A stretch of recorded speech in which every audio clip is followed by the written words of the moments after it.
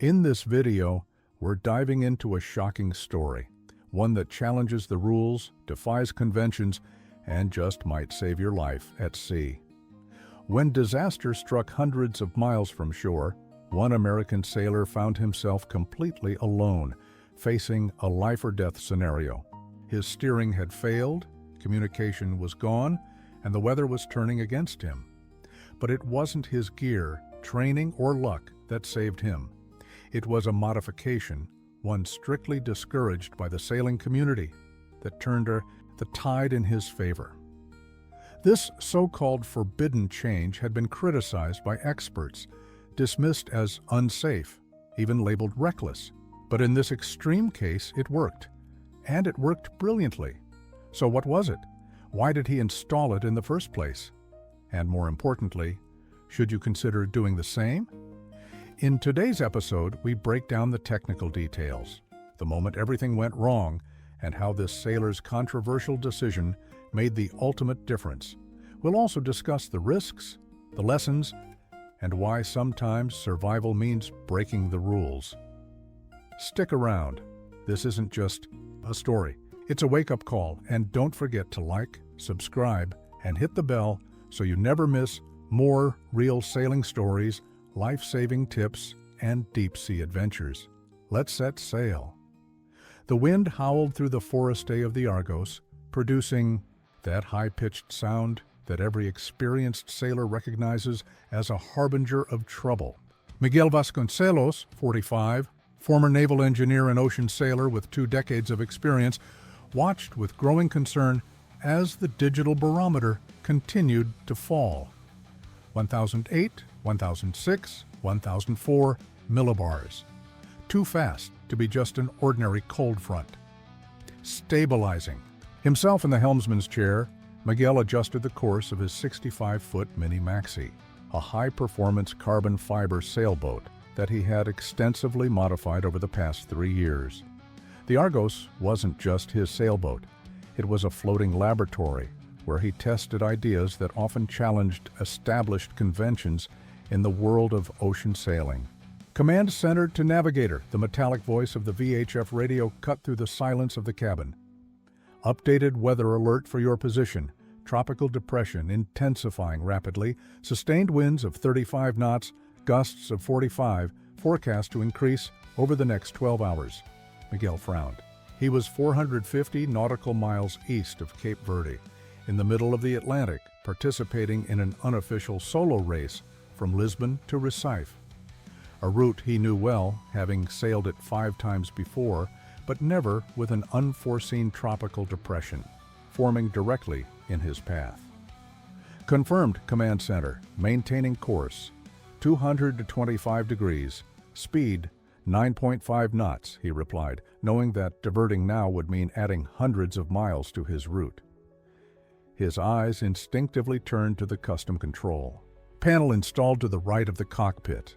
There, discreetly integrated with the standard instruments, was the monitor for the system that represented his most controversial modification and technically forbidden by most official race regulations.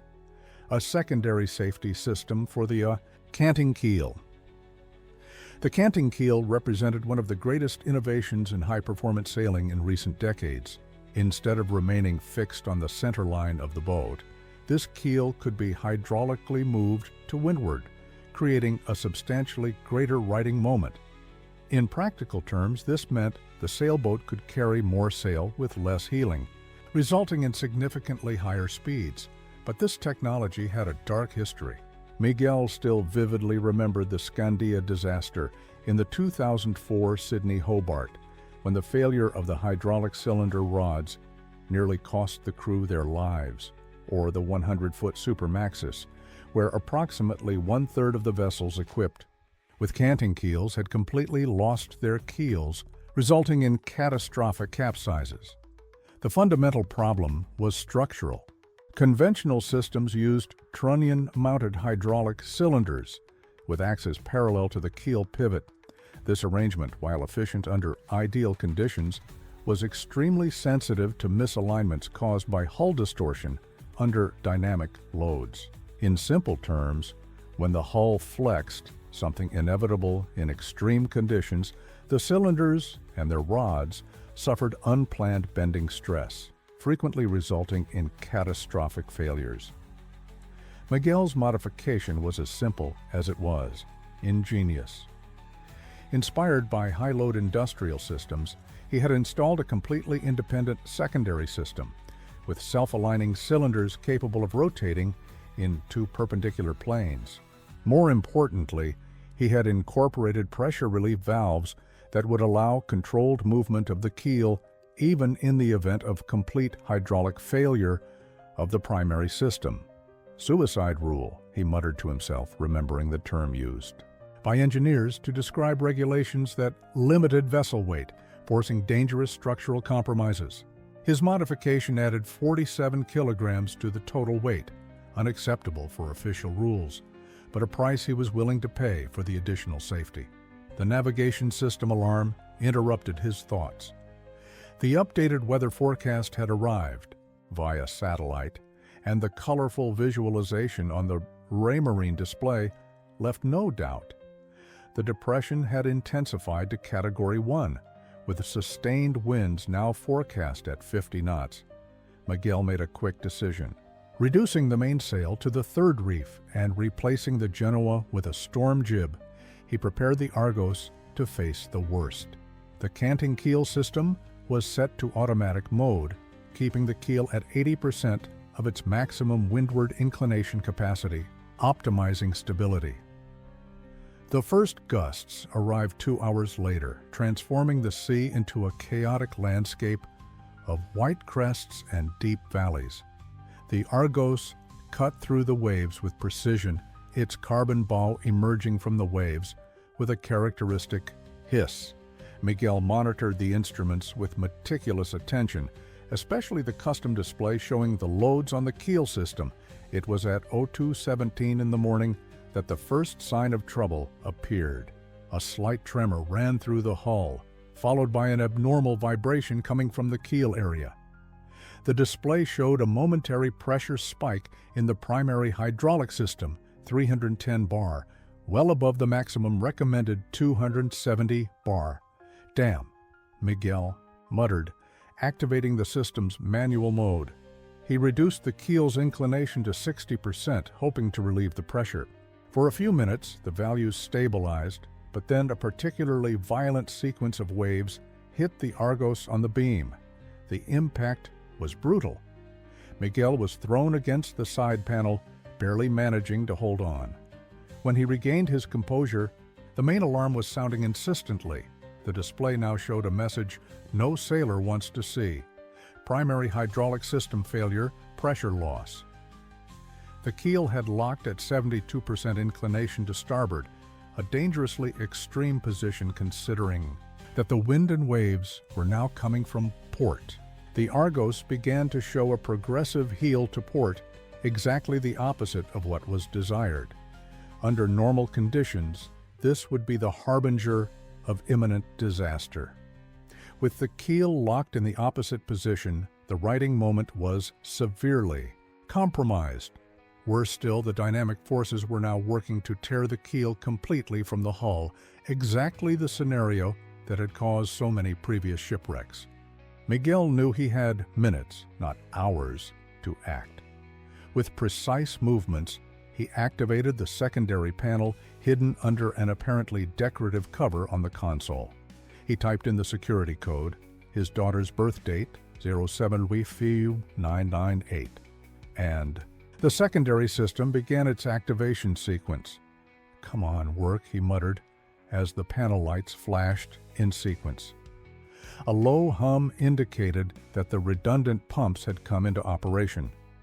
On the display, an animation showed the secondary system taking control. The genius of Miguel's modification was about to be tested in real conditions. Unlike the conventional system, where the failure of one component compromised the entire assembly, his secondary system could function independently, using its own self-aligning cylinders to control the keel. Secondary system active. Recovery. Mode initiated, announced the synthetic voice of the onboard computer. The pressure relief valves opened gradually, allowing the keel to slowly begin returning to the central position. Miguel monitored the numbers with almost painful intensity. The pressure in the secondary system was high, but within safety parameters. The strain sensors installed in the hull structure showed elevated values, but not critical ones. After 3 agonizing minutes, the keel reached the central position. Miguel took a deep breath and activated the test sequence, a gentle movement to port, just 15% of the total capacity. The system responded slow but precise. "Thank God," he whispered, allowing himself a brief moment of relief, but the battle was far from over. The secondary system did not have the same capacity as the primary. It had been designed as an emergency measure, not as a complete replacement. Miguel knew he would need to adapt his navigation to the new limitations. Consulting the weather charts on the B&G Zeus 3S navigation computer, he plotted a new course. Instead of facing the storm directly, he would sail at specific angles, using advanced navigation techniques to reduce stress on the keel system. The next 36 hours were a test of endurance and technical skill. Miguel slept only in 20-minute intervals, constantly adjusting the trim of the sails and the angle relative to the waves. The secondary system was operating at the limit of its capacity, but remained operational. The forbidden modification was fulfilling its purpose. The self-aligning cylinders compensated for hull distortion, avoiding the bending stress that had destroyed so many conventional systems. The pressure relief valves allowed small, controlled movements when loads became excessive rather than rigidly resisting to the breaking point. On the morning of the 3rd day, the wind finally began to decrease. The barometer was slowly rising, and the sea, although still rough, no longer presented the monstrous waves of the previous hours. Miguel allowed himself a hot coffee, the first in almost 2 days, while checking the Argos's systems. The diagnosis of the primary system confirmed his suspicions. Complete rupture of the main hydraulic cylinder rod, exactly the same type of failure that had caused the Scandia disaster years before. In any other sailboat, this would have resulted in the loss of the keel and, most likely, the capsizing of the vessel. But the Argos was still sailing, wounded but functional, thanks to the system that violated virtually all international racing regulations. 5 days later, Miguel Vasconcelos crossed the finish line in Recife. He wasn't the first. The fight against the storm had cost precious time, but the simple fact of having arrived was a victory that transcended any competition. The technical inspection carried out at the port confirmed what he already knew. Without the secondary system, the keel would have completely detached. The stress marks on the hull structure were evident, showing exactly where the forces would have exceeded the strength of the materials if they hadn't been partially relieved by the safety valves. "You modified the keel system," stated the technical inspector, a veteran of the nautical industry with decades of experience. "It wasn't a question," Miguel nodded. "There was no reason to deny the obvious." "Technically, that would disqualify you," continued the inspector. "If this were an official race." "Technically," Miguel replied, "I would be dead if I hadn't made that modification." The inspector observed the data from the onboard recorder for a few moments, analyzing the graphs that showed the loads experienced during the storm. He finally said, "I've spent 30 years applying regulations that prioritize competitive equalization over safety. I've seen brilliant innovations banned because they gave an unfair advantage, even when they also increased safety." He paused, looking directly at Miguel. "Maybe it's time to rethink that approach." In the weeks that followed, the story of the Argos and its forbidden modification quickly circulated throughout the international nautical community.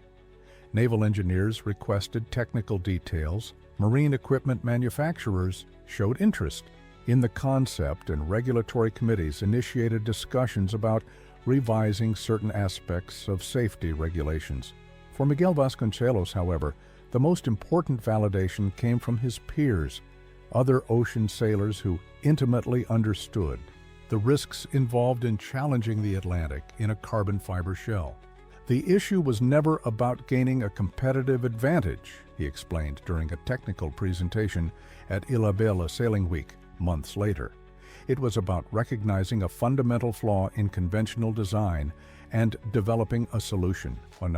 The screen behind him, an animation showed in detail the operation of his secondary system, the self-aligning cylinders that could rotate in two perpendicular planes, eliminating bending stress, the progressive relief valves that allowed controlled movement instead of rigid resistance, the load sensors that continuously monitored structural stress. The canting keel represents one of the greatest advances in performance in sailing history. He continued, but its conventional design contains fundamental vulnerabilities that have been repeatedly exposed in extreme conditions. He then projected a series of photographs. The Scandia partially submerged during the Sydney Hobart, the ABN AMRO 1 with structural damage during the Volvo Ocean Race, the Wild Thing with its keel precariously held by steel cables after a catastrophic failure. I'm not suggesting that my solution is perfect, he concluded. I'm suggesting that we need to stop treating safety innovations as violations to be punished and start seeing them as evolutions to be studied. 6 months after the incident in the Atlantic, the International Technical Committee for Ocean Sailing published a preliminary report on canting keel systems. Among its recommendations was the adoption of redundant safety systems, including self-aligning, cylinders, and pressure relief valves, exactly the type of modification that Miguel had implemented on the Argos. The forbidden modification was slowly becoming the new standard. In his office in São Paulo, Miguel observed the Argos anchored in the marina below. The sailboat had received a new keel system, now completely redesigned, incorporating all the lessons learned during that storm in the Atlantic. On his desk, an official letter from the International Sailing Federation informed that the new rules for vessels with canting keels would come into effect in the next season. Among the changes, explicit permission for secondary safety systems, provided they met detailed technical specifications that, not coincidentally, described almost exactly the system he had developed. Miguel smiled, remembering the inspector's words in Recife. Maybe it's time to rethink that approach. Sometimes, he reflected, you need to break the rules to improve them, especially when lives are at stake. Putting away the letter, he picked up his project notebook. There were other ideas waiting to be developed, other aspects of sailboat design that could be improved. Innovation never stops, even when temporarily forbidden.